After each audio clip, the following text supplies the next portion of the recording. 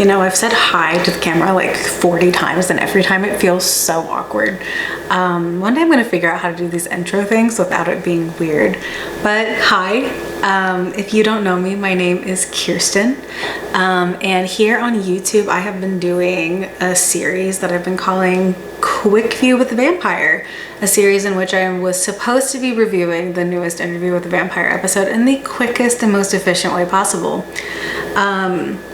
I started off wanting to do them really quick because I didn't think people would want to hear me ramble for an ungodly amount of time, but it wasn't working in any direction because I don't think the videos were what they should have been. And then also I think like 3 people do want to hear some of what I have to say, which is crazy.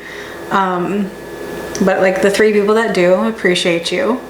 And yeah, I just don't think I was doing enough in terms of talking about all that the show has to offer. So the videos are significantly longer. The newest one is an hour and 30 minutes. I don't know what this one's gonna be. It's a mystery for me right now. But to try to kind of save on some of that time, I am going to jump right into what I'm gonna do today. And that is talking about season 2, episode 7, I Could Not Prevent It, which the title makes me angry every time I hear it because you could prevent it. We all know who could prevent it. Don't even get me started. Before I actually get into the video, a couple things. I don't really have a plan for this one. I am attempting to do like a watch it and reaction video. Like I said, I'm still working on this. We're gonna figure this out together, and by next season, which is confirmed, I have a video about that, but that's a whole other thing. So excited. But for next season, I'm gonna be so ready. I'm gonna be so ready, and these videos are gonna be so professional. It's gonna be crazy. It's gonna blow your guys' minds. But as you guys know, I do try to bring in books. So I've got our usual suspects today. Interview with the Vampire Lestat, and the Vampire Armand will have a little bit of an appearance today. But to be perfectly honest, while there's definitely like little tidbits from the books and everything in here, this is very much its own direction as opposed to the books. And the trial in the books is very quick. It's because it's not really a trial. It's just straight up execution from the beginning. They don't even, you know, play with their food before they get around to it. So it goes by super fast. And then like Louis' version of it, obviously, as we see in this episode, he gets taken away. Lestat's like half delirious and like crazy. Armand doesn't care enough, and we'll get into all of that a little bit as some of these scenes pop up.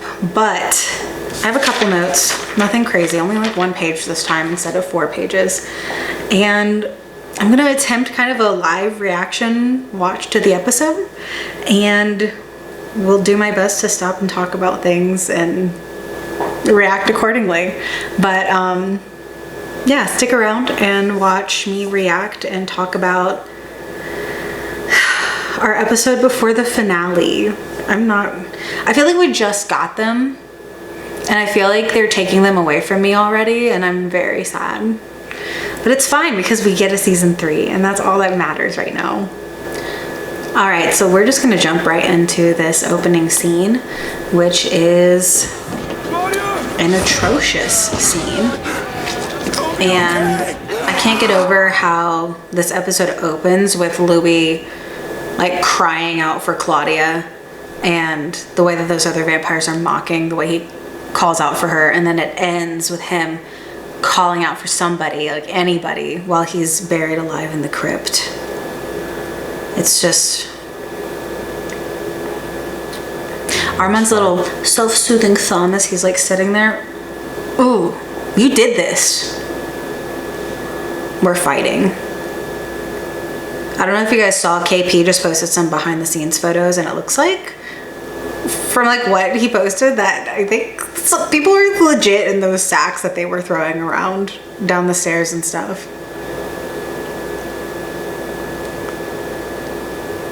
I'm caught, trying to bite anything that moved outside the sack, straining for any sign. Okay, so this first like big scene and Louis and Claudia and Madeleine being taken.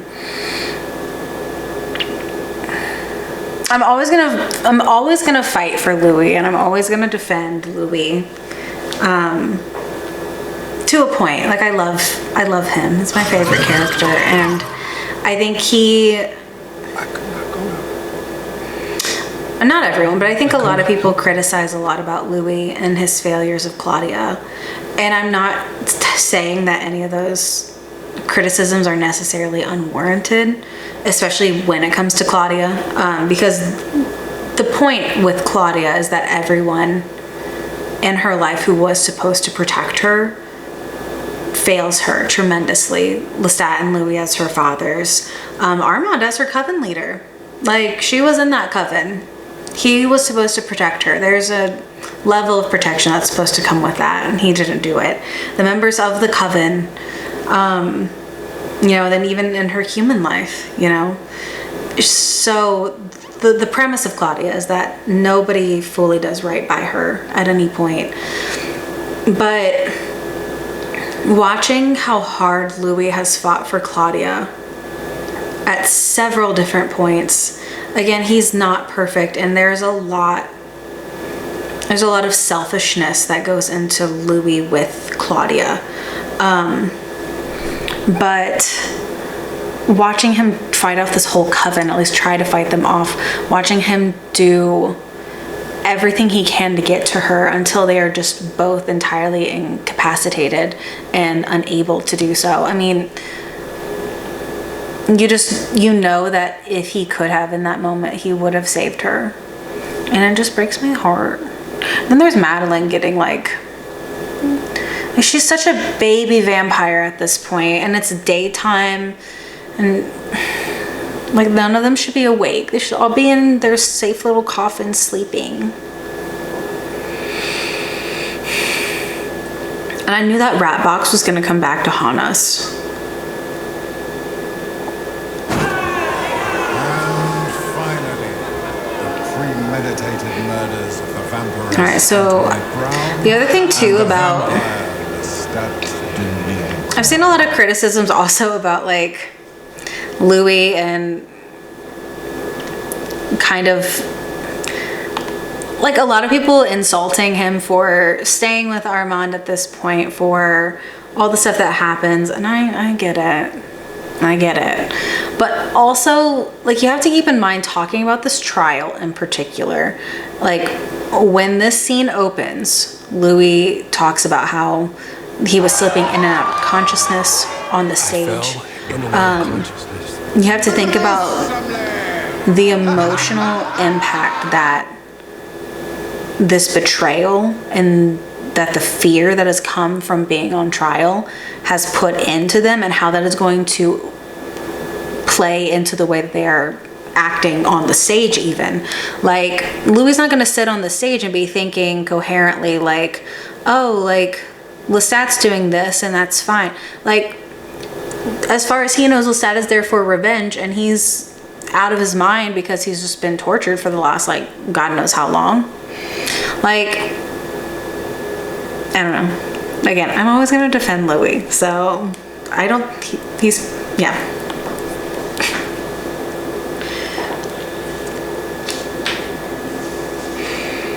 Calling themselves, when Daniel says your character is in a play, and Louis says props.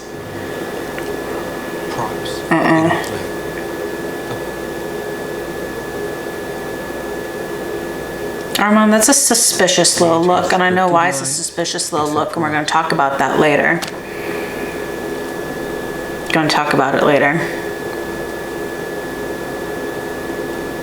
We didn't know any laws. The coven members sitting behind us would use their collective powers to disorient our minds, our hearing. The way that Claudia still manages to get words out when the entire coven is trying to scramble her head around so she can't talk.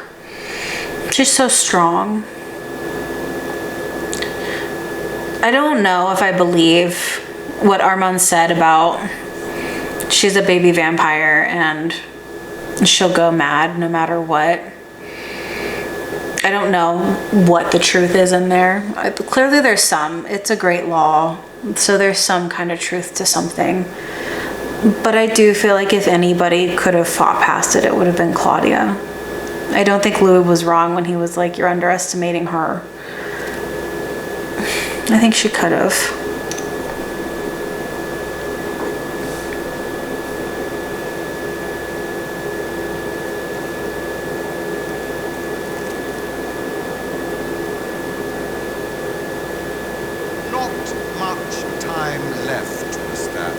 Tick tock, tick tock.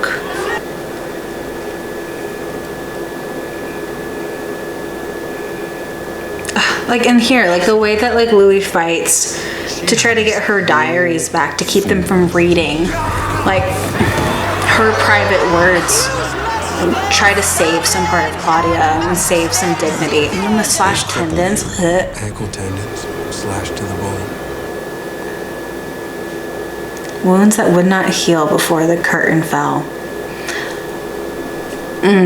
I'll talk. Never mind. A growing sense of nausea took over me. Okay, but hold on. I could feel a presence in the theater. A tremor in the air. A tremor in the air. A familiar scent. A familiar scent is still crazy, and I don't have time to comment on that. Was leering and feral. We were on trial for murder. And All I could think was, Ladies and gentlemen, he's coming. Okay, so Monsieur Lestat de Liancourt, he's back. I'm so excited to have Lestat back because I have missed him so much. I know we've had our Dreamstat, and Dreamstat has a very special place in my heart. I think I built up a lot of Dreamstat in my head before the season aired, and so he's really important to me. And I love him. Episode 4 Dreamstat is so important to me. I love him. But, and I know this isn't Lestat, I know Sam Reid, I've heard all the interviews, we haven't seen the real Lestat yet. I know. Hold on. But to have something, like we have like substance to Lestat again, and like it feels so good on one hand that he's back, and then on the other hand it's like, oh shit, oh I know why he's back, which takes away some of the joy. And this is where stuff in the books gets really important and weird. So Vampire Lestat, I talked about this part some in my last video, but in the books, Louis and Claudia kill Lestat and throw his body in a swamp, and then he comes out of the swamp, and then they try to set him on fire, and they think that that's it, and they sail off to Europe and blah blah blah, Coven, etc. Same general plot that we're at now. And what happens in the book is that on page 438 of the Vampire Lestat, the last paragraph of the top section says, "When I had recovered sufficiently to make the long voyage to Europe, I turned to the only one that I could turn to, Armand. Armand, who lived still on the land I'd given him, in the very tower where I'd been made by Magnus. Armand, who still commanded the thriving coven of the Théâtre des Vampires in the boulevard, which still belonged to me. After all, I owed Armand no explanations, and did he not owe something to me?" So he knows that he has to go, one, to find a vampire that's powerful enough to help heal him, because the whole premise of this is that he's going to Armand for blood. Armand's old, Armand's powerful, and having like that old ancient blood will help heal him tremendously. I talked about that also in my episode 5 video when I was like, Armand, why didn't you give Louis more blood? Why are you being rude? And we got into the whole Merrick thing. So basically, like, he shows up to Armand, and Armand is like, oh, you're weak still, cool. And kind of like low-key just like kidnaps Lestat and is like, I'm gonna keep you in this dungeon and we're gonna starve you till you're basically delirious. And so on 440, like in the middle of the page, it says he, talking about Armand, he spoke in an undertone about Louis and Claudia, that there would be some kind of trial. Down on his knees, he came to sit beside me, forgetting for a moment to be human, the boy gentleman sitting in this filthy, damp place. You will declare it before the others, that she did it, he said. And the others, the new ones, came to the door to look at me one by one. And so they blah, blah, blah, starve him, all this other stuff. And the only part of the trial that is in Lestat's book is right here, where it says, it was a mob tribunal of monsters, white-faced demons shouting accusations, Louis pleading desperately, Claudia staring at me mute, and my saying, yes, she was the one who did it, yes, and then cursing Armand as he shoved me back into the shadows, his innocent face radiant as ever. But you have done well, Lestat, you have done well. What had I done? Borne testimony against them that they may had broken the old rules? They'd risen against the Coven Master? What did they know of the old rules? I was screaming for Louis, and then I was drinking blood in the darkness, living blood from another victim, and it wasn't the healing blood, it was just blood. And so that is all that we get from the trial, from Lestat's perspective in the book. And I think that's really important to keep in mind when you see everything that's happening, because obviously he's a huge component of this trial now, right? And I know some of the post-episode interviews that came out, specifically with like TV Insider with Damian Holbrook and like Kelly Boyle, who are my friends and I love them. They interviewed Sam a lot about, you know, Lestat and stuff, and he's like, you know, watch out for, you know, certain aspects and blah blah blah. You can tell when things are breaking script and when they're not. We'll talk about that as he kind of starts talking. Armand doesn't really even like talk about the trial. He mostly talks about the death of Claudia, and we'll get to that as we get to the death of Claudia. But let's keep watching. So Lestat is entering the sage.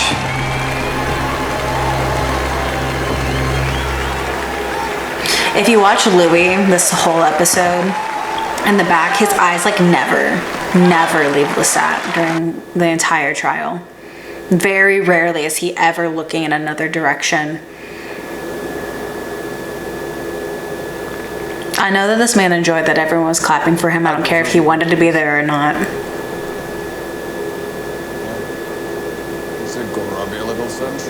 He and I are fighting too, but less than I'm fighting Armand.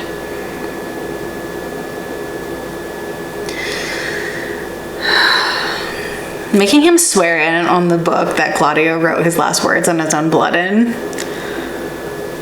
Wild.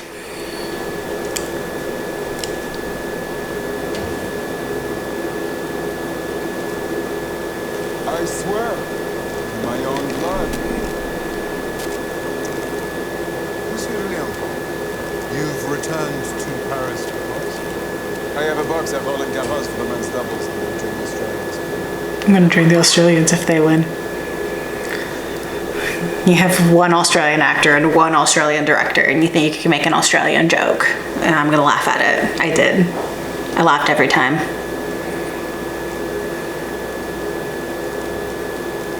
This line, ooh, it's their turn to hurt, pisses me off every time, and I don't care what's going on. It's so irritating. This irritates me almost as much as the line that's gonna be in a minute when he starts talking about like the whole him and Louis thing, and he said, come to me. Oh my God, I should have recorded my face the first time I watched that. I don't think I've ever been angrier than I was in that like brief second. Me and that man are gonna fight too. When are Armand and Lestat gonna meet me? 3 a.m. parking lot. Let's go. He's back. I do wonder how crazy this was for Louis to like see Lestat after he'd been hallucinating him. So your new boyfriend sold you out to your old boyfriend. So your new boyfriend... Daniel has no chill with the whole, like, the three of them thing. He's just like, this is fun for me.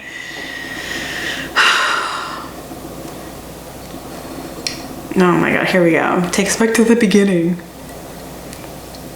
Oh my god, we're fighting. The story of butcher. It's a story of love, not butcher. Well, it's a story of love, rock. Wait. Hold on. I'm just... Okay, I gotta grab a book.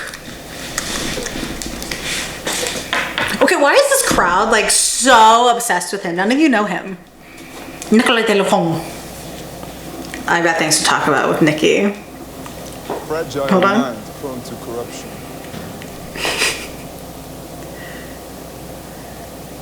Disagree. Nikki went insane. Died. Nikki went insane. He died by his own hand. Oh. With a little help from others. With a little help from others. I followed his line of sight. He was looking at Armand. Okay, so people that don't know. So Nikki is very briefly in episode 3. I think God wouldn't have to deal with a lot of him this season. They had some pity on me. I don't like Nikki. A very unpopular opinion, I think, but I don't like him. But let's talk about Nikki for a second. So people that don't know, Nicolas de l'Enfant is Lestat's like first like real like love. And he's mentioned in season 1 a couple times.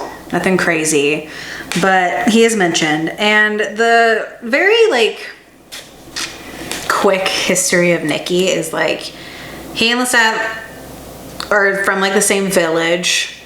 They end up like connecting in their 20s. Nikki had lived in Paris studying the violin. They decide to run away to Paris together. They go to Paris together. They're like kind of starving artist types for a while. They both get like a job at a theater, and then Lestat kind of starts like taking off in the theater while Nikki's like violin job is like fine. And then of course there's a whole like, you know, Lestat gets turned into a vampire and that causes some issues. Anyway, one way or another, he ends up turning Nikki into a vampire as well, which is mentioned in episode 3 in the scene where Lestat is talking to Armand in the crypts that are underneath the cemetery. And Armand's like, did he take to it?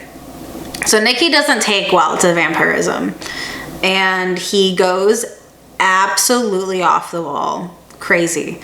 And he's actually like the mastermind more behind the Théâtre des Vampires than Lestat is. And that's something I'm going to talk about when I eventually get to that 1700s video I promised like 4 weeks ago. I am working on it. The episodes have been stressing me out. I just, you know, whatever. But anyway, so Lestat ends up leaving the theater to basically Nikki and Armand. And he's like, you do with it what you want. I'm done. And he leaves. But one of the vampires kind of continuously writes to Lestat and kind of gives updates on like Nikki and blah, blah, blah. And so on page 299 of the Vampire Lestat, we get this little tidbit which feeds into this scene. So the letter says, it has come to the worst as I feared. Our oldest friend, maddened by the excesses of our violinist, finally imprisoned him in your residence. And though his violin was given to him in his cell, his hands were taken away. But understand that with us, such appendages can always be restored. And the appendages in question were kept safe by our oldest friend, who allowed our wounded one no sustenance for 5 nights. Finally, the entire troop had prevailed upon our oldest friend to release Nick and give him back all that was his, and it was done. But maddened by the pain and starvation, for this can alter the temperament completely, he slipped into an unbreakable silence and remained so for a considerable length of time. Anyway, so etc. etc. It was like another paragraph or two, and then he says, we should have done it on the boulevard, he said, but here, send this on to my maker. And he put the violin in my hands. We began to dance, all of us, to induce the customary frenzy, and I think we were never more moved, never more in terror, never more sad. He went into the flames. I know how this news will affect you, but understand we did all that we could to prevent what occurred. Our oldest friend was bitter and grieved, and I think you should know that when we returned to Paris, we discovered that Nicolas had ordered the theater to be named officially the Théâtre des Vampires, and these words had already been painted on the front. So he basically, and when he had left the theater in the hands of Nikki and Armand, he had a conversation with Armand, and it was basically like, keep an eye on Nikki.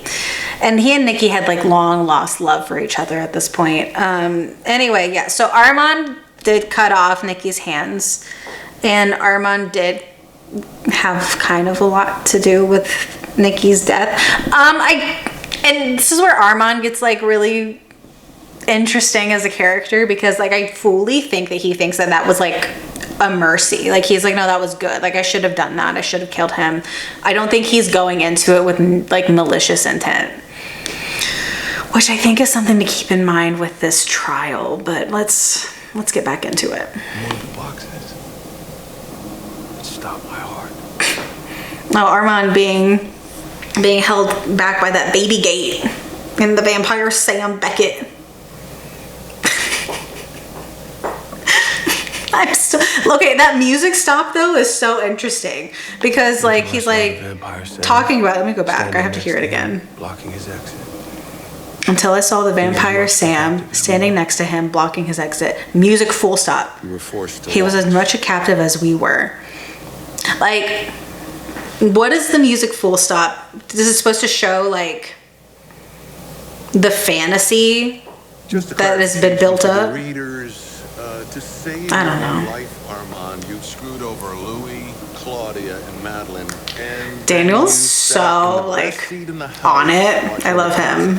Daniel's grown on me so much this season. I already loved him in season 1, but he's grown on me so much this season. He spent the whole performance calculating a way to save me. Unfathomable sadness seeped into me with Nikki's death. I buried myself. I do love the confirmation that like Lestat buried himself during this time for 100 years, because it's something that like has been really not confusing, but like a question as we've been, you know, changing some stuff from the books and into the show. And again, so in the books, like Lestat's a 1700s baby, but Louis is also a 1700s baby. They're not actually that far apart in age in the books, and so while he is kind of like, he does his little sleep thing for a while in the books, it's not near as long. And so I've been wondering, like, did he fully just like sleep the whole time? Yeah. Lestat will take a nap about it at any opportunity. Like a vampire nap, Lestat's down. He does take them a lot, actually. Like statistically anyway. Napoleon marched his drinks cabinet across Europe while I mourned. The sounds I heard were the weed roots growing around me. Okay, the ancient blood mention. They also mention godlike strength later. I don't know if they're ever gonna name drop Akasha this season. I feel like you gotta name drop Akasha. Like, we're setting stuff up, right? For the new one. Star Spangled Shores. American Star Spangled Shores. Thanks for coming to America. Okay, hold on. This is the moment though. Who did you meet there, Monsieur? Okay. So again, I don't know if you guys read like all the articles that come out after the episodes. I'll link it in the description, but there's an article and it's with TV Insider. It was Kelly Boyle, and he talks about it also in the like after the episode thing that airs. But Sam Reid says that, you know, and if you watch the scene and how like it all plays out, when he comes onto the stage, he very much does not directly look at Louis or Claudia like the whole time. And it's here that he turns around and really looks at Louis. And you can just see it on his face. Like, it's like he knew the whole time. Like, the moment I turn around, and I look at him, like it's all gonna go to hell for me. And you can see that it happens. Like in the interviews, he said that it's that moment that everything just changes. And like, not to get too like soulmateism about it, but I'm gonna get a little soulmateism about them. Like there's never gonna be able to be anybody else. Like, there's just not. Oh, that scene. I don't know if you can win an Emmy just for like two people staring at each other, but I think Sam Reid and Jacob Anderson need that. Thank you, Emmys. Okay, but the introduction of saying Louis's name and meeting Louis gets into, I'm on this page already. So, there's a lot. The portrayal of Louis in this little play that's been written, and this little, and all the little pictures and stuff that they're doing, is they're painting Louis as the aggressor. Like, Louis is this aggressive, like he was coming on to Lestat and he blah blah blah, and he like was, you know, pushing his way like through everything, and like he's the aggressor, he's the whatever, he's and so they'll say that, but then at the same time they'll, like in the next scene, make fun of how weak he is because he drinks from animals. And isn't that so embarrassing? Like a vampire that's just drinking from animals, and like he's weak. And like they play up on like his weaknesses when it's convenient, and then they over exaggerate anything else to make him look like aggressive. Like, you're telling me 6 foot Lestat, 130-year-old vampire when he gets to New Orleans. It's just like the caricature of machismo that they're trying to put onto Louis to make him look exceptionally awful. And if you don't think that there are not racial implications going into this, there 100% are. Like, this trial is also littered with that. And it's so heartbreaking because in the scene and it's coming up, but when he starts talking about like the come to me thing, and you can see Louis's face, and it's, I think, like, as crazy as his and Lestat's relationship was, and like the start of it even and everything, I think it is so important to him, and to have this relationship twisted into something so ugly in front of all these people, like, you can just see it breaking Louis's heart. Oh my God, never get angrier. Here it goes. First saw Louis in a street brawl, like immediately like, oh, he's angry, and not like Lestat was like, you know, full on like hearts around his head the whole time that it happened. It's embarrassing.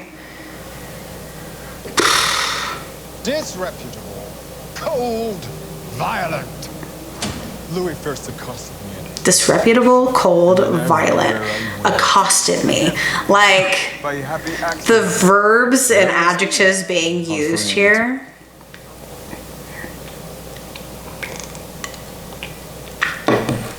Stat, I want to physically fist fight you in the street. I can't do that. I would lose really bad, but I want to. As a 5'2" girl, I think I could take it. He's so heartbroken about it. But it's like eyes, like Lestat looks crazy during like happy scenes, and like here it's like you can see like when Louis says "come to me," those were his words. It's like you can see sort of like a realization like dawn on Lestat again. The whole like, is he there? Is he not there? We'll get into it, but I want you to remember the deliriousness that he's experiencing some. Also remember Armand's power, but again, he could not prevent it, so maybe not. Speaking your Oh, it makes me so sad. Desires. Screaming them in the darkness in the hopes that I would come to you. This part, like his voice is still like so wavery. Those were his words to me. Like, shut up, Loustat. Oh my God.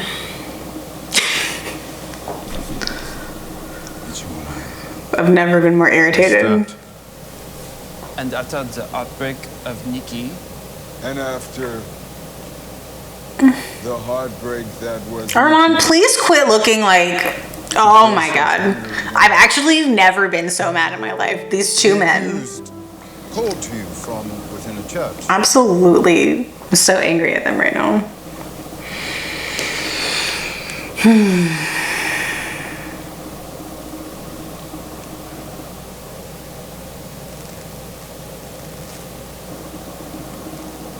See, and this is again, so where they start contradicting themselves all the time though. Like, oh, Louis first accosted me and Louis wouldn't leave me alone and Louis wouldn't blah, blah, blah. But then that line is, but after Nikki to feel such hunger again.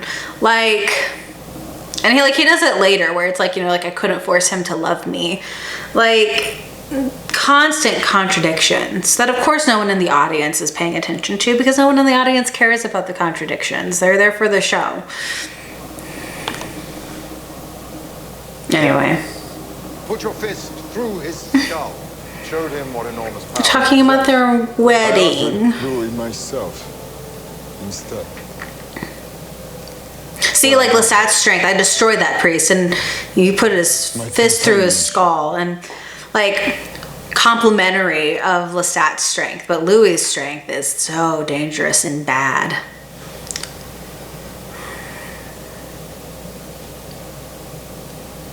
They did get married though. I don't know if you guys have seen the new clip that's come out from episode 8 already.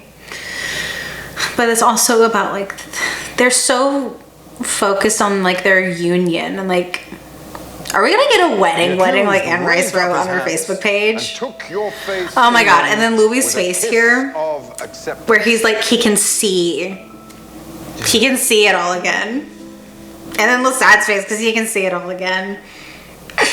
Okay, and then the heckler.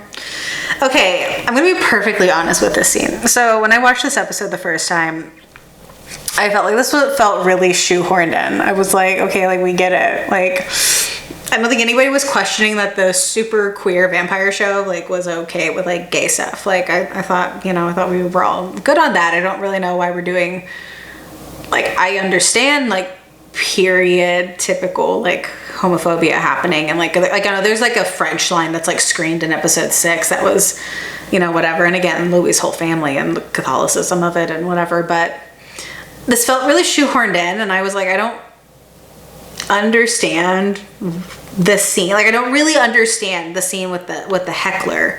Like I couldn't get it, but after watching it a couple times and after watching the episode a couple times, I think this scene was put in to show that like people care about things sometimes that they don't like need to care about or that like aren't the most important in that moment. It's really easy to go after the guy that's screaming some kind of like homophobic slur in that moment and whatever, but you're not going to care about your husband and daughter and the trial that they're being put on that they're going to get killed for. You know, and it's sort of, you know, just what works. This makes a good show still, right? Like, I don't know, like it felt kind of like a drawing attention to the things that people will pay attention to at times and things that they won't. Like, Lestat could have just gone and killed this guy afterwards, or, you know, use his little mind gift again like he does in the one episode in the movie theater in season 1 where he makes that guy like slap himself a bunch. Like, you know, like we could have like done that and just like made it that way, but we had to draw attention to it and make it a whole like big scene when you could have been maybe like testifying to help your, you know, love of your life and daughter. But what do I know? What do I know? Also, the way that he like too obviously like shows his vampire power.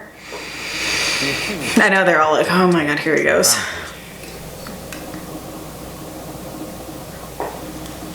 So, and again, so now they're focusing on Louis' weakness. How much the quiet little voice he says when he says, I didn't want to eat people. And then Claudia defending him. She's like, he didn't want to. What are you going to do about it? Like, he's talking about you that he's saving. Like, what? His little voice when he says it.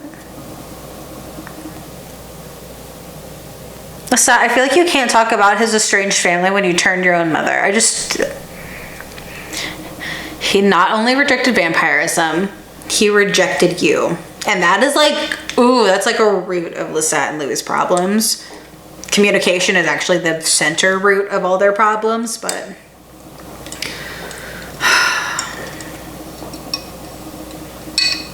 It was a night when he told me I'd be alone forever.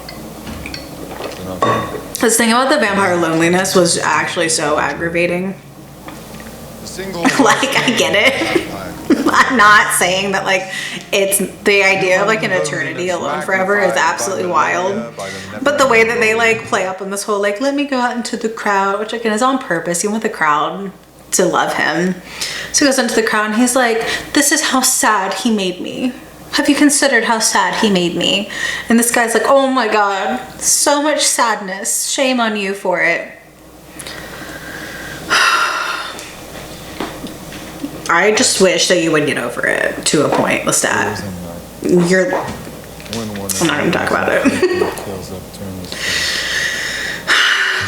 There was a night where he threatened me with this. Again, I know it's a script. I know it's a script. It doesn't mean I don't want to throw a book at him.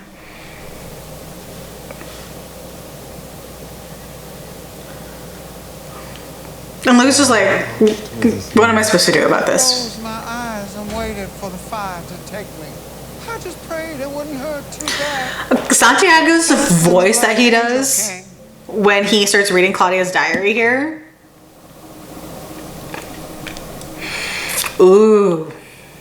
And this is the first time, like, Claudia and Lestat really seem to lock eyes, is when he's coming back from the stage as the diaries are being read. But he came back. He did. With her. Good luck on how that fucker's in there. But now Made me more of a vampire than we get anyone into Claudia's transformation. Calling a transformation weeks after the And, okay, so there's a couple things about this that I'm interested in.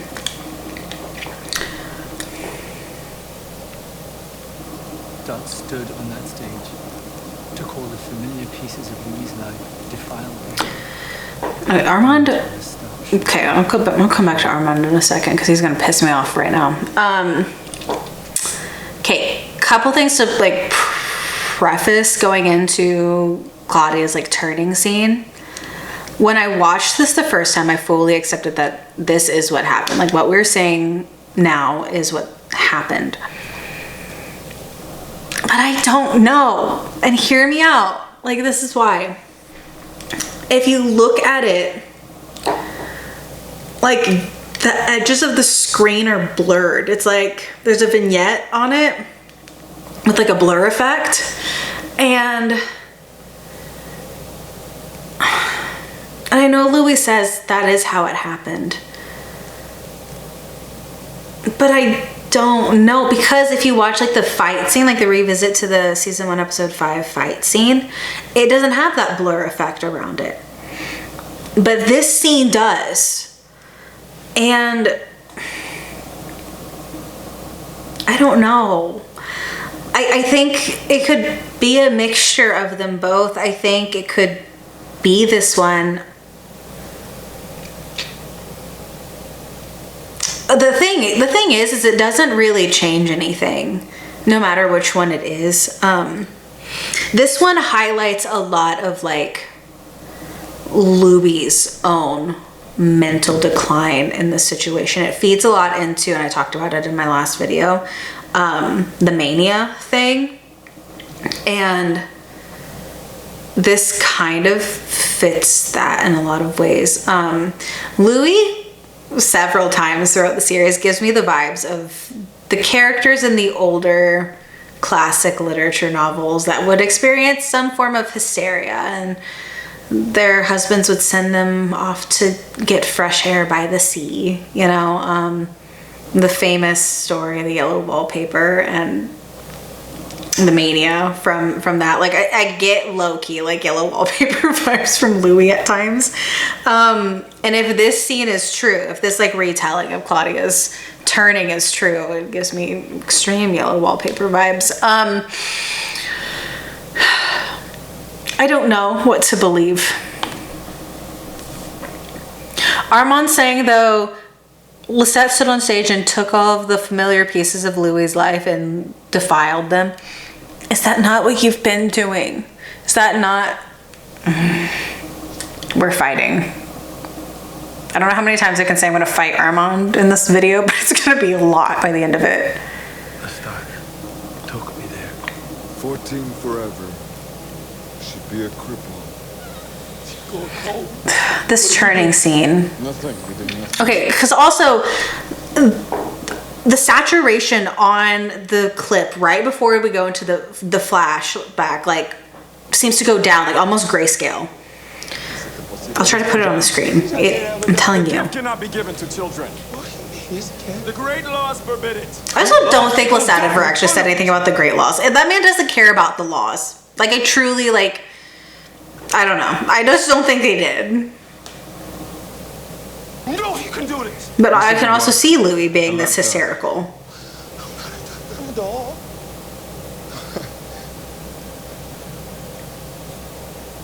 A daughter. A daughter.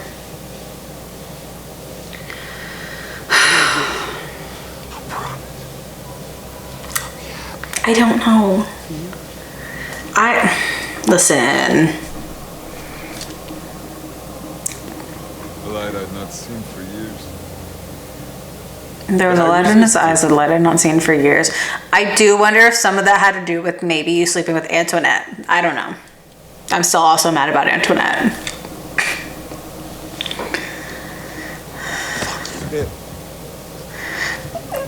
Delaney's little face is like so chubby here and it makes her look very young. It's the specific way she's like holding it.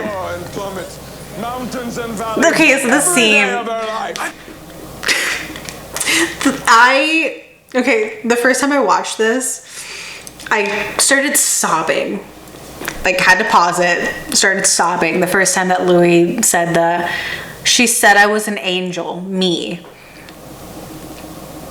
Because there's so much wrapped up in Louis' desire to be good in this like morality thing and the way that has been a huge part of his struggle with being a vampire. But then the second time I watched it, the delivery of like, you have to drain her first, Louis. I died laughing. And it's like, so it's like full on whiplash because those lines are back to back from each other. And so it's like, you're like laughing, then you're crying and it makes me dizzy. And you will love her, and it will spiral beyond your reach. She will be miserable, and you will love her. Hold on. You have to drain her first, Louis. You have to drain her first, Louis. Angel. You are an angel.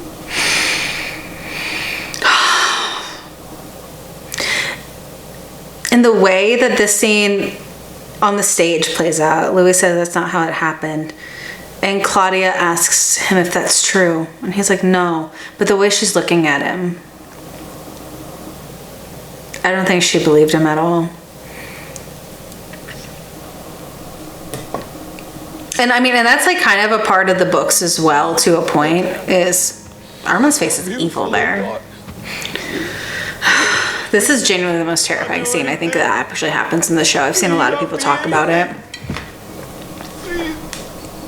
It's insane.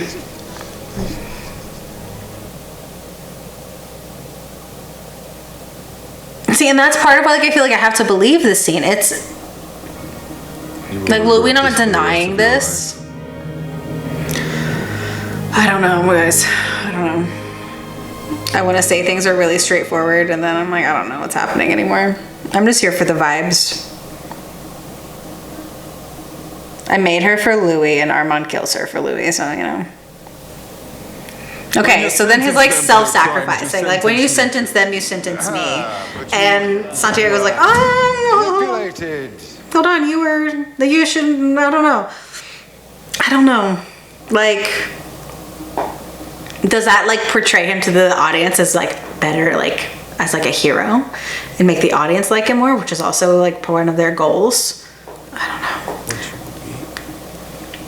Dreamstat in Dubai. First of all, I was like shook seeing him on that set, because it's been like the one space that has been inherently haunted by Lestat without him actually being there. It was so crazy seeing him show up, and it's just this other like, one, it's a soft moment again. You know, Claudia was an unforeseen joy, and like the look on his face and the way Louis looks at him. And then it also raises the question of like, has Louis been seeing him this whole interview? Maybe. What's the one? There's a, I'm gonna find it. There's like a Tumblr post that somebody made, and it's so funny. Where it was like, Daniel goes, "Are you schizophrenic, Louis?" Louis looks over at Dreamstat, "Say no, mon cher." Louis like, "No." Like, I don't know if you've been seeing him the whole time. Probably, which is actually terrifying. I said it on Twitter. I'm so excited. I'm not excited, but I'm so excited for the season to be done this weekend, so I can finally go back and watch season 1. I haven't touched season 1 because we've been in season 2 universe. But I feel like we're gonna be watching Dubaiiii Louis for like Lestat the whole time. Like, is he looking at Lestat? Is he looking at Lestat? Crazy.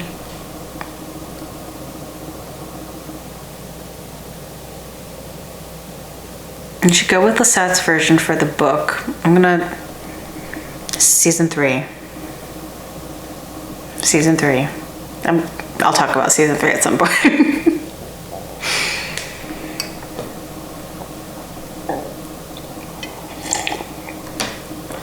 Dreamstat is always so soft. I love him. I told you he's really important to me. Coddled her, and I gifted her a predator's upbringing. But Lunch, sir. Claudia's... Louis coddled her, and I taught her how to hunt. Love dads.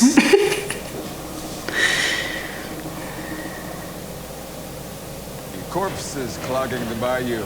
A penchant for human souvenirs. She put yours in Louis. Also, like the way that these cartoon things, projectors, portray Claudia is like so monstrous as well. Also, is one, racially motivated, and two, why we're not putting Lestat's crazy murders of like the tenor or something, you know.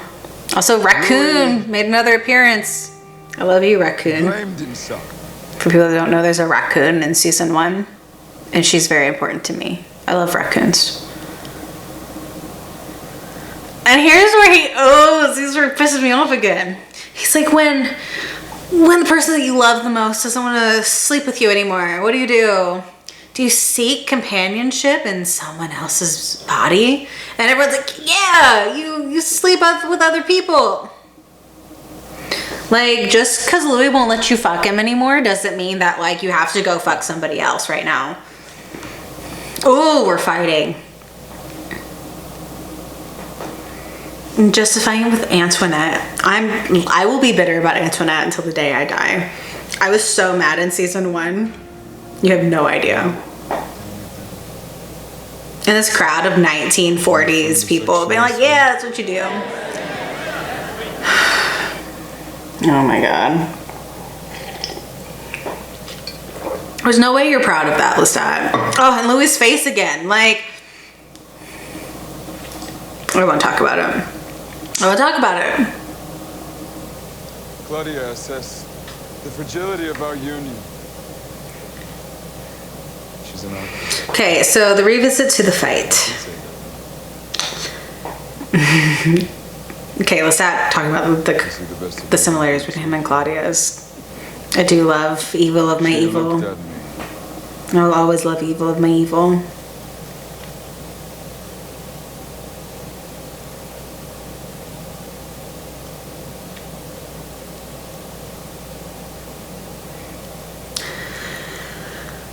I was so nervous when some of the trailers were showing the revisit And you and Louis to the fight, because it would be really disingenuous. There are people that have worded this a lot more eloquently than me, but it would be really disingenuous for a show to have a really big domestic violence scene and then like try to show like that the victim of said domestic violence scene like made it up, or he didn't remember it correctly, or what. That's very, I was nervous, and I definitely like lost a lot of nervousness because I was reading like interviews with writers and stuff talking about, no, Louis will always be believed as the victim, and everything. I was like, okay, I trust that. And I've trusted this show. They've never disappointed me. So I was like, okay, like it's fine. But then I kept seeing it in the trailer and I was like, oh my God, I don't know what's happening. And I love how it's handled in the revisit. And I, you know, people will make false equivalencies. Like they'll bring up, well, like Louis strangles Claudia in episode 7 and Armand strangles Claudia, episode 4 this season? And those are not the same situation.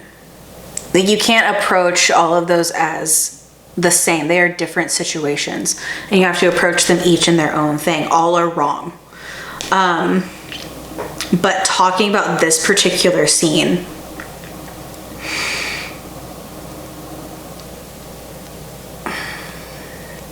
I don't like, it's hard because we're getting ready to get into like Lestat's apology here, which is just a beautiful scene altogether. And that apology is so real and so raw. And I think a lot of people, they see that apology and I think like they ache, like they understand that Lestat is so sorry. That he does mean it, you know, and I think though showing this scene again, I don't know, it's hard. I love how it's handled. They don't make excuses. They show that, yeah, Louis did egg that fight on, 100%. Definitely egged that on. Louis egging a fight on in defense of Claudia is not an excuse for everything that happens. And again, this feeds into the trial portraying like Louis as this aggressor while praising Lestat's strength. Like Louis is seen as awful because he wouldn't sleep with Lestat anymore, and he's seen as awful because he says these things to Lestat in this fight. But Lestat shows an immense play of power and drops Louis from the sky 2 kilometers. And it's like, oh, that's a hard fall for a vampire. Fine. If Louis would have done it, the way that this would be the demonizing of him, and this would be like that nail in the coffin, quite literally. I don't know, but I love how the fight's handled. It's ugly. It's such an ugly scene. Like that fight between them is so ugly. And no one makes excuses for them. They're like, no, this is what happens.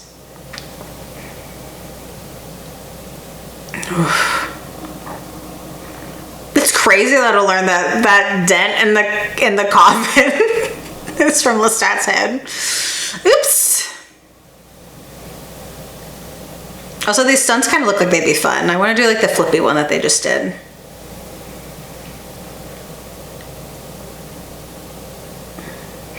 And I think too what the scene highlights is like Louis fighting for Claudia. Like he will do that. He fights for Claudia. But he's also very hypocritical. Louis is a hypocrite in a lot of ways. And he'll fight, but then he'll sometimes do the same thing. Like, and that's again, like the episode 7, like showing that is to show how emotionally messed up he is with the death of Lestat, that he would do something that he fought Lestat about. the hypocriticalness of it. And Jacob Anderson's talked about like Louis being a hypocrite in interviews. And I think it's part of what makes Louis such an interesting and fun character is because he has his flaws. 100% has his flaws. And one of the big ones is being a hypocrite.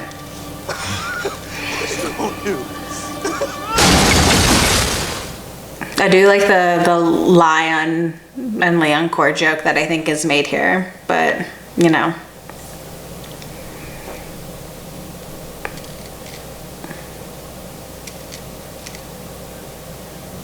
I'm burdened with my maker's temper.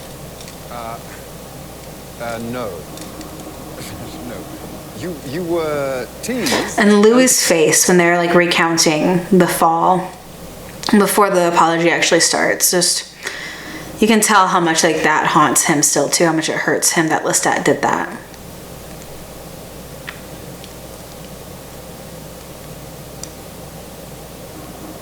For a vampire, it's a hard fall. Nothing more. Lestat has within his brain the most Santiago's speech. a godlike strength. Remember, It's he put his fist what's a bite between paramours? Okay, let's talk about Santiago's speech for a second here. And what's a bite between paramours? So, first of all, his whole speech of like, jury, I want you to set aside your human biases. Like, we're monsters. We do monstrous things. Again, playing into like speaking of hypocrites still, the hypocriticalness of this trial. It's seen as awful and monstrous that Louis would threaten Lestat with loneliness.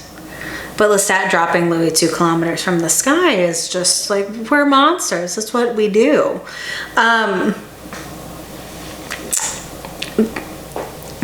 They're monsters. That doesn't mean that they don't have morals, that they shouldn't have morals. And this doesn't mean that there aren't aspects that are absolute. It's like, it doesn't mean that like, oh, you just like erase anything that normal humans do and it's like now like we can do that because we're monsters and it's fine. The whole point is that it's not, you don't hurt people you love.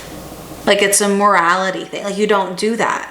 It doesn't matter that you're a monster or not a monster. And that's like what Lestat's apology here is like showing. Like, yes, they're monsters. Yes, Lestat's a monster. Nothing that he did here was okay. And he knows that. And he's telling us as the audience and telling the audience there, no, it wasn't okay. I did that and it was wrong. And people just still don't get it. I swear it's like the show's like hitting us over the head with stuff and people just like beep, beep, beep, beep, beep. But also the bite between paramours.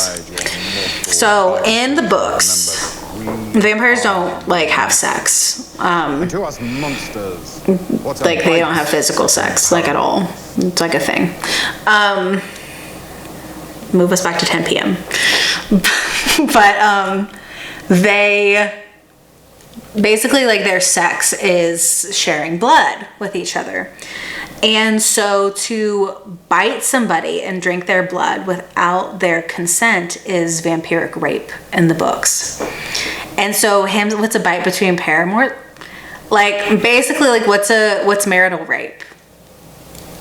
He's like, the comparison is, you know, people that say like men can sleep with their wives whenever they want because like they're married. Like, and I know that's more of an old school rule. We don't see it quite as much today, though. I think there have been like some recent issues with that. I think like in North Carolina there was a recent issue with it.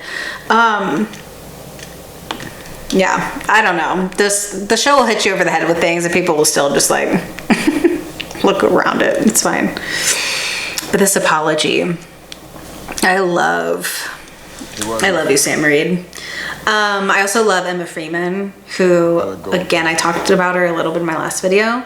So she is the director of The Newsreader. So she's directed every episode of The Newsreader. Season 1, 2, and the upcoming 3rd season that we're getting in 2025 that I'm waiting impatiently for. So she's worked with Sam Reid a lot.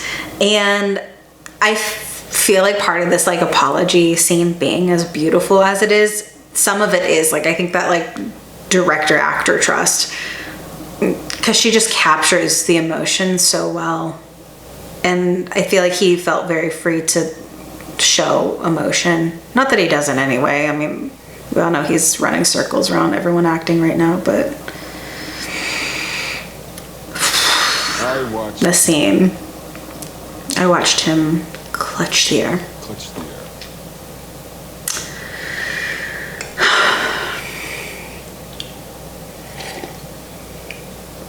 Whenever you watch these scenes, just remember that Sam Reid has a lot of videos of Jacob Anderson like spinning around in the little thingy, so, and they laugh at them, so it's okay. We can laugh sometimes. How do you know it wasn't part of the show? How do you know it wasn't part of the show, Armand? Because you were part of the show, Armand. We're fighting. Ugh. Look at his little face. I did it to hurt him, and it did hurt him.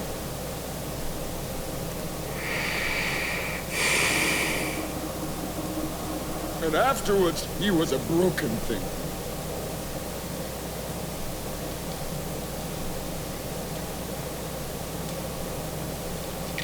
And Louis' face during this whole apology.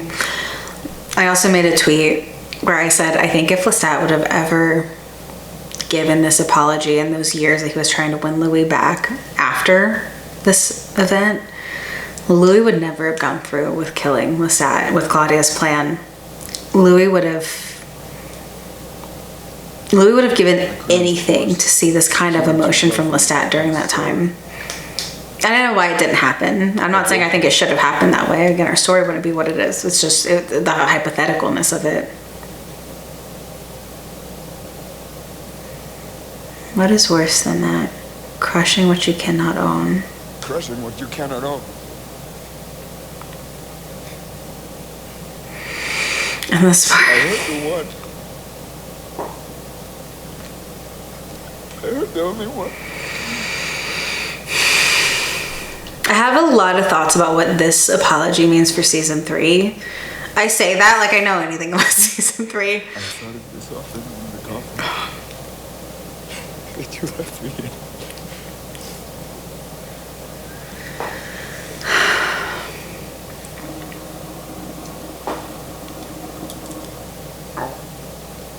I will always be sorry. I will always be sorry. And I'm a weak bitch, and I would have given in, but I'm a weak bitch. Louis is a lot stronger than me.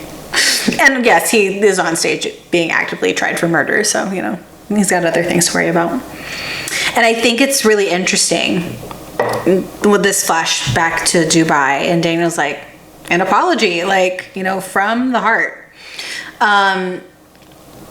And again, this is where, like, I need people to, like, think about Louis, like, put yourself in Louis' shoes before you start, like, screaming about Louis, like, doing things. That apology is beautiful. It's heartfelt. It's real. But as Louis says, he crossed an ocean to kill us. And now here he is, like, apologizing for having almost killed me in the past. Why should I be caring about that? I'm worried about how I'm gonna die right now. And yeah, like, it sucks that the apology comes now. Because it does come too late. It doesn't mean it's not a beautiful apology and that I don't feel it as, like, a third party person. But I don't know. And Louis had said that Lestat apologized for it in season 1. Cross an ocean because he wanted us dead. Like, next episode's just gonna be so wild. I'm so scared of it. Armand, quit intervening. Nobody asked your opinion today. What? Claudia. Right up on her feet. Moved Claudia right up to her feet. Good. This girl, Real pretty. she is her father's daughter. Dropped him like an egg from an airplane. And it's great, but it's also just...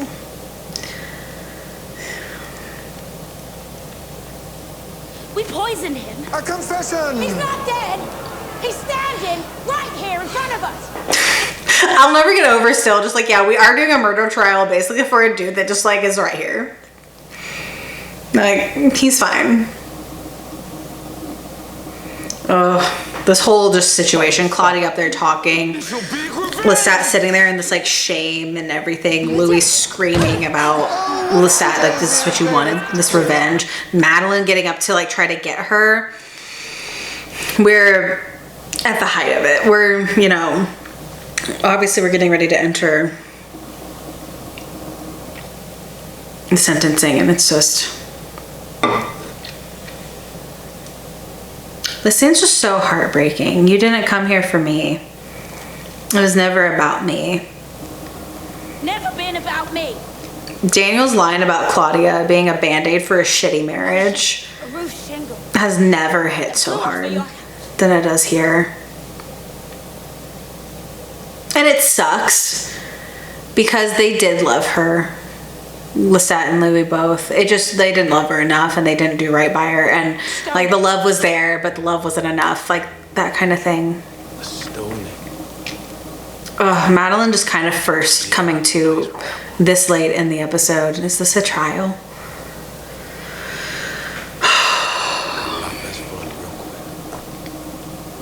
But they had their technicolor film. Juan Fam's wizardry. I'm curious about this. So whenever Armand talks about things, it like moves very fast. Like as soon as Armand starts narrating, all of a sudden it's like, oh, this happens. We just see like these like montages of scenes. I don't know, like even if I remember all of, like, I don't know if I trust all of this to be like what actually happened. The father duped by his ungrateful and diabolical children. The father ridiculed and humiliated in his final minutes. The father is fine. The father is fine. He's alive.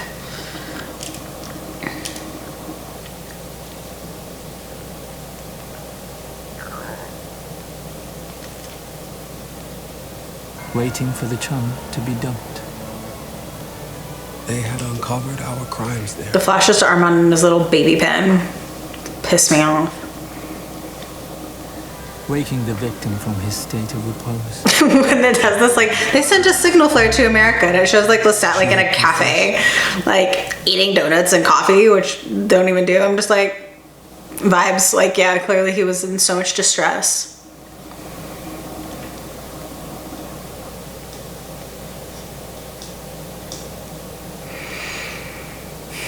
This scene, I could say there's at least like 3 scenes every episode that Jacob Anderson deserves an Emmy for, and this is one of them.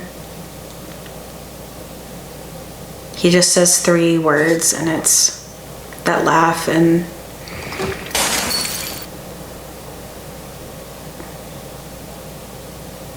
I wish that bullet had hit Armand in the face.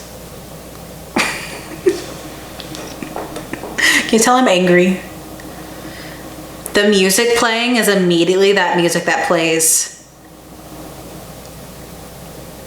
season 1 episode 4, the Claudia episode, right?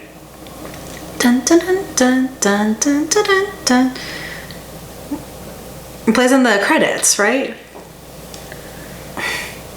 Okay, so this was like one of the other times I cried watching this episode the first time, and this one shook me because it was so unexpected for me. Madeleine standing up there and saying, "My coven is Claudia." I had to pause it and like breathe again, because not only is it just devastating knowing what Madeleine's been through with trial by mob, knowing what, like, you know, they're all about, what's about to happen, but someone finally chose Claudia first. Join our coven. Someone loved her enough to put her first. And the way that Claudia like wants her to like agree to be part of the coven. Actually, like, feel like I might cry again, and that's embarrassing.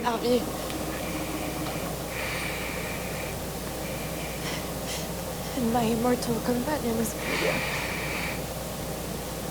My coven is Claudia. Like, you can see it on Claudia's face that she She's never been chosen first before. Why are you talking to her? You don't know her, Lestat. Leave Madeleine alone.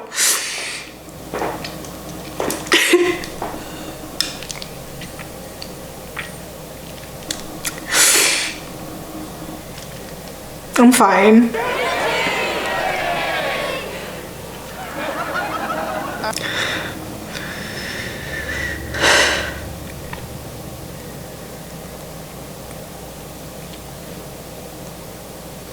They had just found happiness, you know?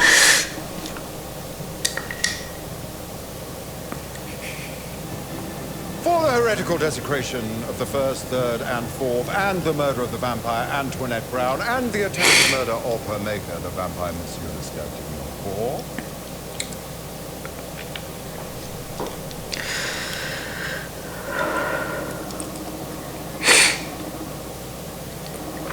The after the episode thing where Delaney says something about like Claudia having Lestat's blood and how Leoncour's will come back with a vengeance. Like I know he was weirdly like proud of her in this scene, and it's like hard to be like to justify like him being proud of her when like this is happening. I now know all your faces. But I do think he was proud of her. If there is an afterlife, I'm gonna come back. I love her. And fucking kill.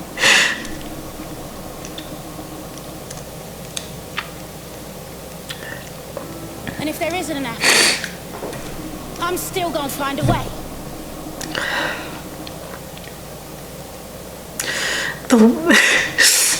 The way she looks at Lestat here.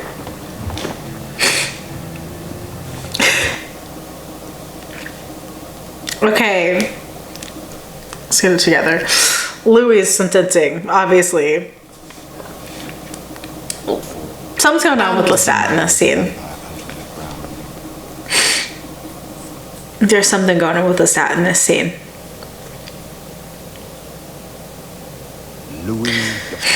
How many soldiers were in their house in episode 3 of season 1? It was like a whole platoon, right? It was like 30, 40 people. I don't know.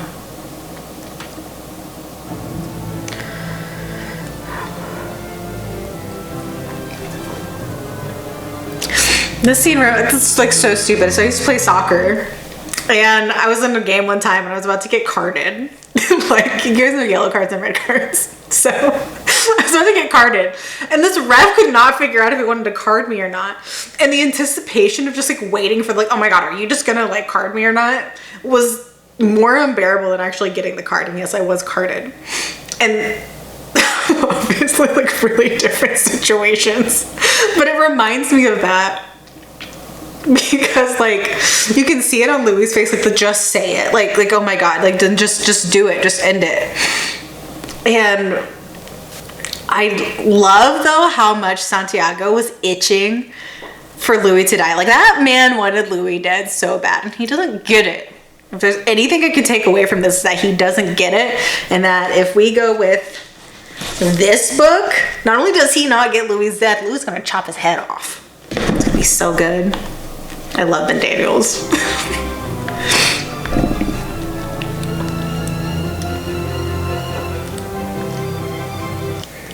This dramatic ass zoom into Armand sitting in this baby pen actually makes me angry. Especially because I don't believe him. Whatever, what do I know?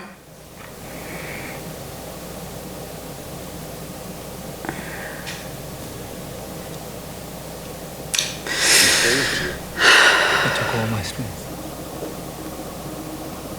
You saved Louis. Yes. But not her. But not Claudia. I could not prevent it. I could not prevent I could not prevent it.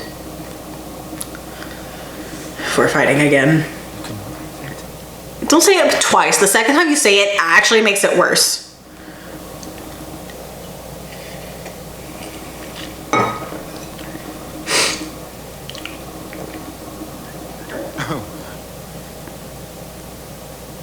but you mortals are bastards.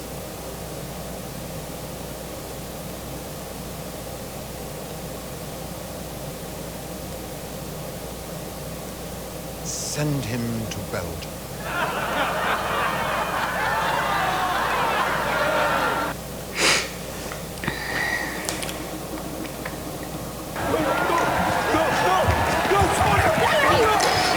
Knowing that this is the last time that Louis and Claudia ever grasp at each other's hands, and her screaming out for him as he's taken away. I'm gonna guess that they didn't drive you to the Belgian border.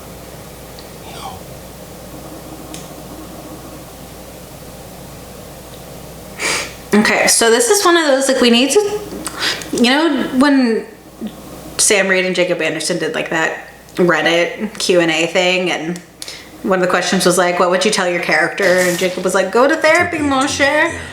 This is one of those, like, I really need him to go to therapy because the rocks in the coffin are so like the pebble pit. And I just have questions. Like, so many questions about him. What was that, Louis? I can't smell you.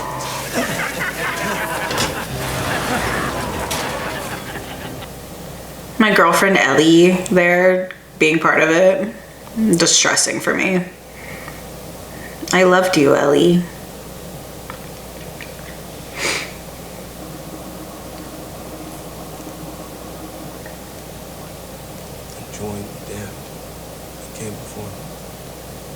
Join the damned that came before me. I feel like that's a Queen of the Damned reference and I won't talk about it.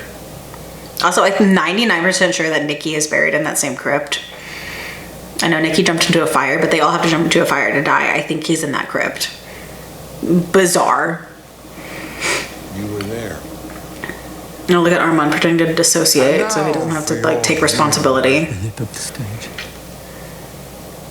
Yeah, see, like it just like rushes through stuff. Like I don't trust when he says things.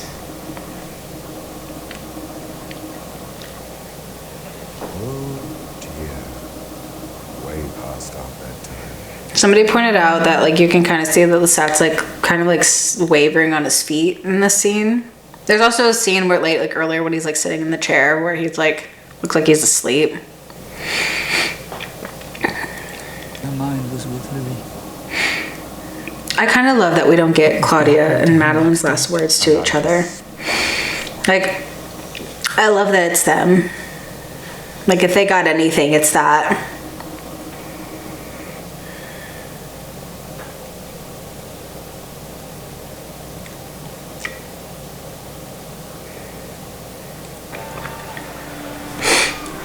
Follow the bouncing ball.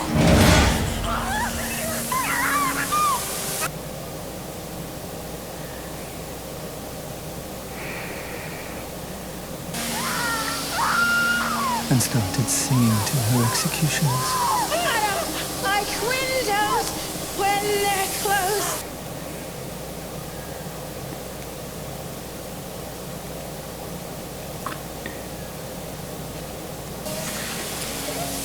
But Madeleine succumbed first. Madeleine dying first and Claudia having to be alone even for like that second.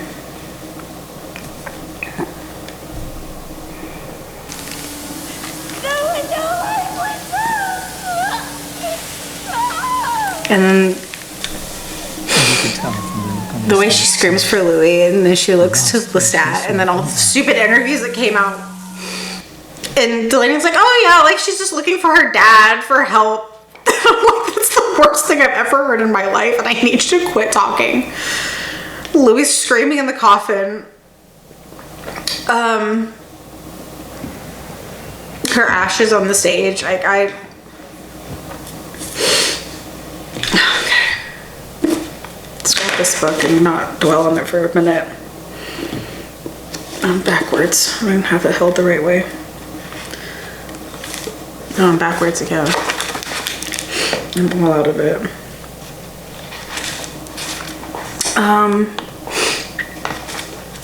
So,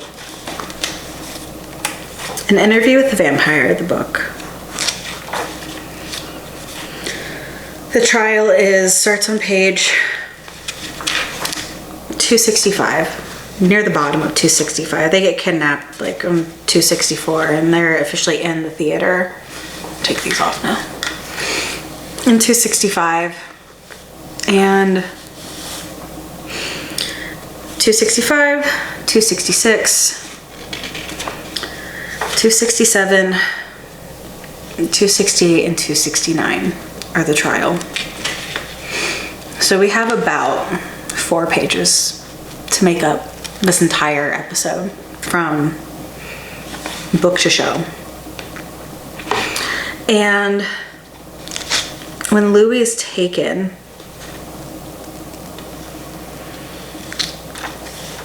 he's put in a coffin. It's all very similar.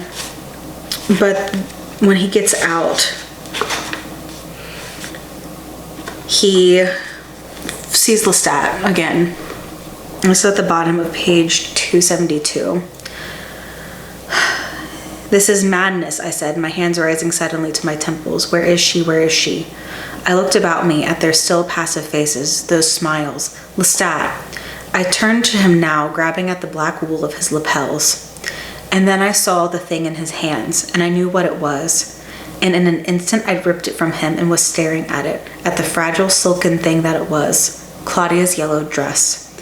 His hand rose to his lips, his face turned away, and the soft, subdued sobs broke from him as he sat back while I stared at him, while I stared at the dress. My fingers moved slowly over the tears in it, the stains of blood, my hands closing, trembling as I crushed it against my chest.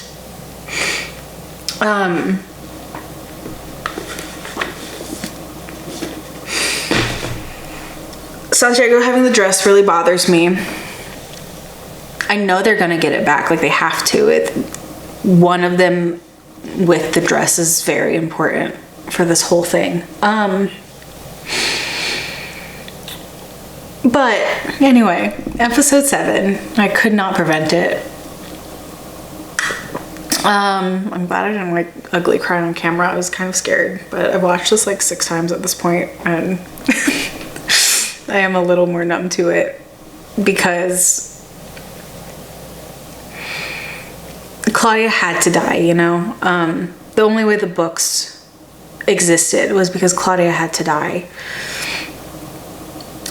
And Interview with the Vampire is my favorite book in the Vampire Chronicles. A lot of people's favorite is Vampire Lestat, and it's my second favorite.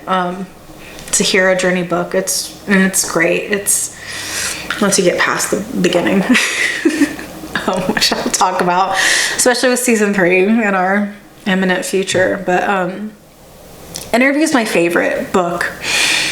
And part of what makes Interview so good is that it can't be replicated. And for people that don't know, and maybe one day I could talk about this too, I don't know. But Interview with the Vampire is written by Anne Rice after the death of her daughter. Anne Rice's real daughter, Michelle, died at was she 5 or 6? It was the age, whatever age, like Claudia is made a vampire in the books. It's around 5, 6. And when Anne wrote Interview, it was an exploration of grief. It was kind of like the therapy version of trying to, you know, come to terms with things. She bases obviously Claudia on her daughter. Louis is based on herself. Lestat's based off of her husband Stan. And she explores the loss of a child. And the story is so good because the pain is so real. And not that like things aren't real in like the other books. It's just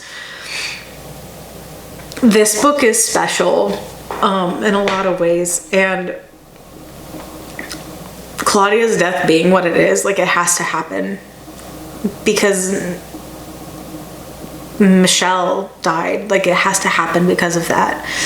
And it is the most gut-wrenching thing. And I know also, like, going back to more of the interviews, and God, I gotta keep track. There's so many interviews like coming out like after episodes and I just can't follow them all.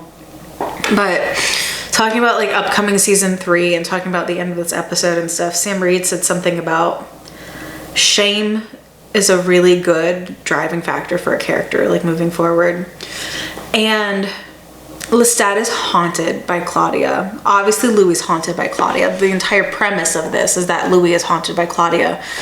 And Lestat's haunted by her too. And you see that a lot. And, I mean, obviously Claudia's mentioned like in every book for the most part. But like in Tale of the Body Thief, he starts like seeing her. And when I talked about it when we talked about episode 5 and Louis' suicide attempt and Merrick, it happens there too. This episode is genuinely like, it's so good. I keep referencing things I've talked about in other videos. Like, it's not super rewatchable because like you're sad all the time. But it's so, this one is in my top for the season right now. Like episode 5 is so hard to beat. Episode 5 and 7 are definitely like my favorite episodes of this season. Again, every episode of Interview with the Vampire is a 10 out of 10. I need to clarify that always. Not a single one has ever fallen below that for me. But I'm so scared for the finale, and I'm so scared for what it means for everything. I'm so excited to see what happens in Dubai. I'm excited for Armand's lies to be revealed. I know they're lies. I know that man's lying about everything, and I know I'm gonna fight him.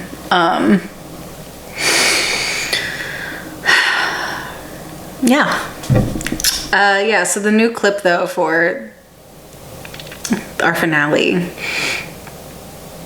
and Louis talking about, if I would have changed anything, would the result have been different? And then he's like, no, it doesn't matter. At the end of the day, I was gonna be kissing Lestat on the altar, and I was going to be killing Lestat and unable to burn his body, and I was going to be in this trial, and I was going to get dragged off the stage, and Claudia was going to be dead.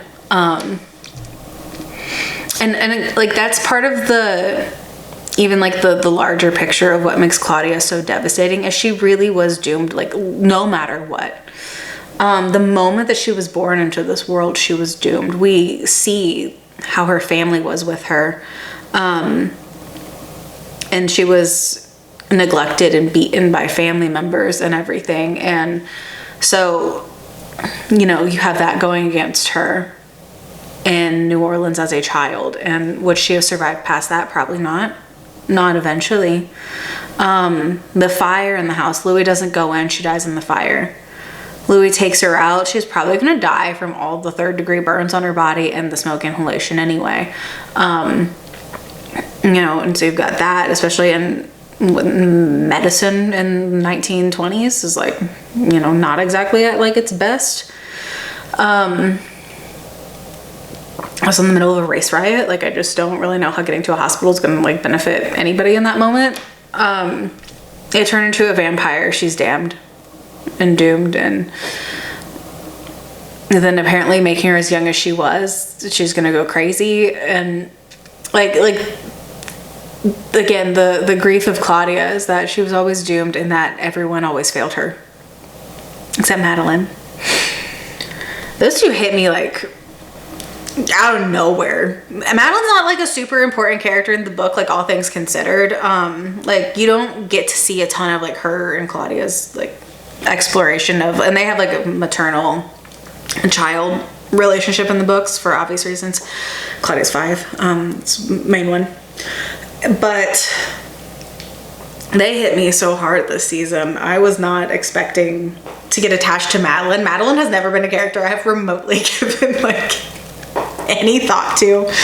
And Roxanne Duran is beautiful, and the acting is stunning, and the way that she and Delaney Hales play off that relationship is absolutely gorgeous. And I'm so sad to lose them. I'm desperately hoping for Dreamdia. Is that what we're calling? Is that what Sam Reid called her in the one interview? Dream Claudia. Desperately hoping for her, hoping for some of that haunting.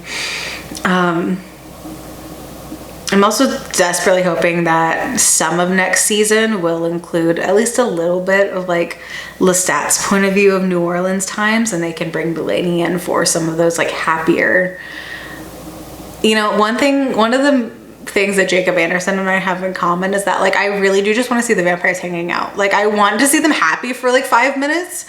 So if the show could go ahead and like give me some more like domestic Lestat and Louis as like the most fumbling dads in the world with their teenage vampire daughter, I would pay money. Like I have $5. I will give you right now, Rolin Jones, I'm sliding the $5 to you.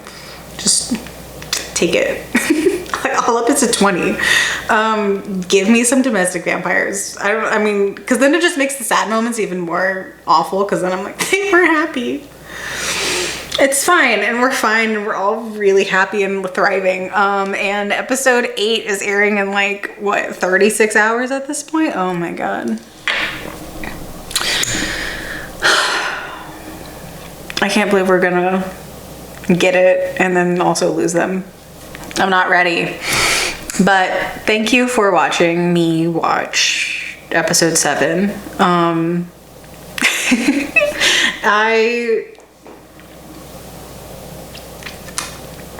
have a lot of like feelings and thoughts, but like I said, there wasn't a ton to pull from these books. This one really was a predominantly show oriented storyline, and it was beautiful as per usual. I trust this writing team with my whole heart. And they gave Claudia a beautifully devastating send-off, and I will miss that girl on our show all the time. I'm gonna see you guys next week for episode 8, and then we'll talk about what's next to come as we prepare for season 3 and the Vampire Lestat.